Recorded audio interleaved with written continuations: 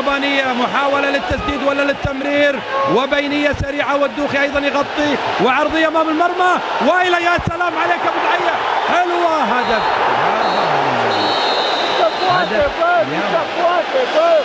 بدأت الأمور تبدو أكثر صعوبة وتعود الحسابات مرة أخرى.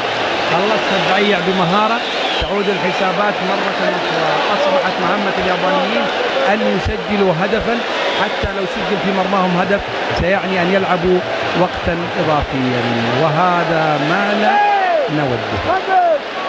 شوف تابعها الدعيع بمهارة، تسددت مرة أخرى الحقيقة، وأعلنت عن الهدف الأول لصالح الفريق الياباني. ما عليه، أمامنا فرصة كبيرة التعويض. طبعا الهلال سجل في اليابان هدفين، واليابانيين سجلوا هدف. سيحرص الهلاليين إجباريا على الهجوم. خطأ لصالح الهلال، الهدف بيريحنا إن شاء الله. أبو اثنين إلى التمياط، التمياط يحاول لمانجوت، مانجوت للتمياط إلى مانجوت، بينية جميلة لصالح مانجوت من الهلال، ويهيئها بالراس، وفرصة هدف الهلالي. الله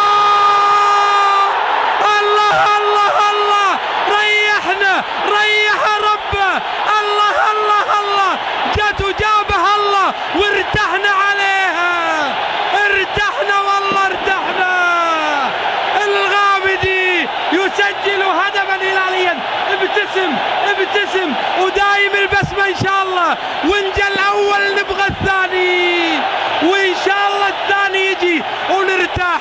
الله يريحك، هديتنا وهديت ضغطنا وهديت اعصابنا، ونبغى مع الاول الثاني علشان نقول البطولة سوبر للفريق السوبر. والله ما قدرنا نتنفس، والتعادل الهلالي في الدقيقة 25، وإن جا الأول نبغى الثاني، والحمد لله جت على من تمنى.